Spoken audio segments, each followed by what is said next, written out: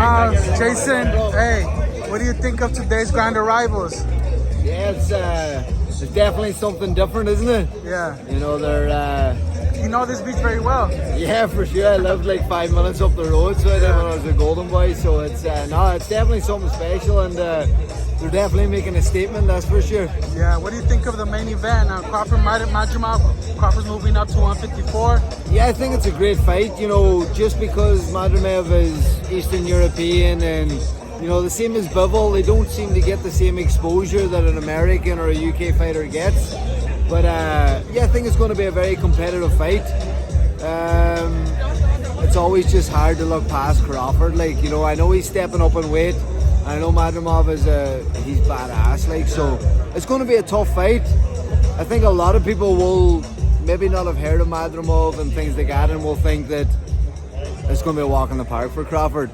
But anybody that's in the boxing game will know that this is going to be a tough fight. It's going to take a few rounds, I think, for Crawford, as usual, to kind of find his rhythm and to figure his opponent out. But Crawford's boxing IQ is next level, and I think he's going to figure him out and get the victory. If Crawford wins, he's looking at Canelo. That will be a 2-division jump, I believe. What would you think of Crawford making such a leap, man, from 154 to 168? Just off one fight, you know, not really letting himself fill out his frame. Yeah, I think at a 168 is too much for him. I think if the fight was maybe around 160, it would definitely be a bit more interesting, because the biggest thing that you got to look at is the weight advantage whenever guys are stepping up in weight.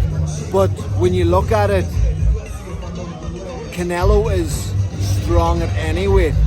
Do you know what I mean? So it's more of a jump when you're fighting at Canelo and moving up in weight.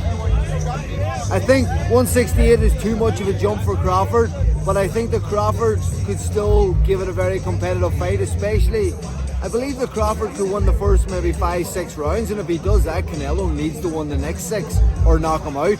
So it'll still be a very interesting fight, I think. Yeah, speaking of Canelo, his fight just announced against Edgar Berlanga. You know Edgar very well. You were in the ring with him. You had some success. You were in there tough. You showed a lot of heart. He was able to hurt you. What do you think of Berlanga's chances against Canelo?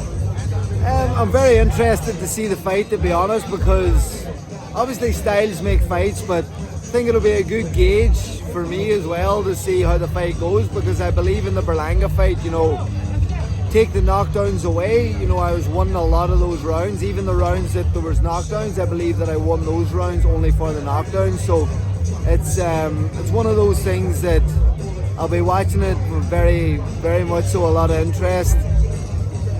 As I said, the same as Crawford, it's always hard to look past Canelo. I really wish Berlanga all the best, and if Berlanga wins, I'm hitting the gym big time and I'm coming back 100%. Hey, okay, Berlanga, he managed to hit you with his best punches, man. He put you down.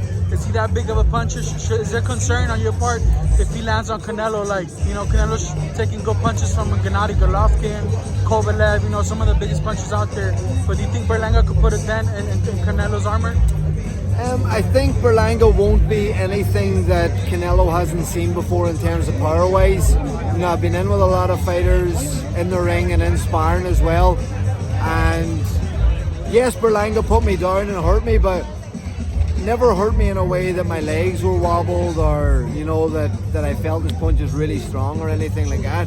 They were good knockdowns, but I was always felt strong after it and got up okay. But maybe that's just a sign of I have a pretty good chin, or I don't get hurt too much. But it'll be interesting. It'll be a very interesting one to see. I don't think Canelo will be fazed by Berlanga's power too much, but I definitely think that he has power there that will make Canelo think twice about just walking forward without any defense. Or definitely, I agree with that. So if any advice to Canelo, what would it be? In terms of Berlanga and Berlanga's a very good jab that surprised me. You know, his boxing ability. Everybody thinks of Berlanga as the monster and knocks everybody out, but you know, Berlanga's boxing's a little bit underrated, I think, as well. You know, he's got a good distance, he's got good time, and he's got a very good, strong jab. And we know that Canelo struggles with boxers. So my advice to Berlanga is use his boxing ability. Don't try and go in there and brawl with Canelo, because that's what Canelo wants.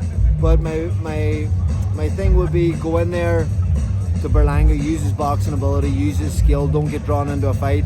And for Canelo, my would be get past the jab, get to work inside, and let his strength go. Cool. Jason, thank you. Appreciate the time. Appreciate It's it, good bro. seeing you, brother. Thank you.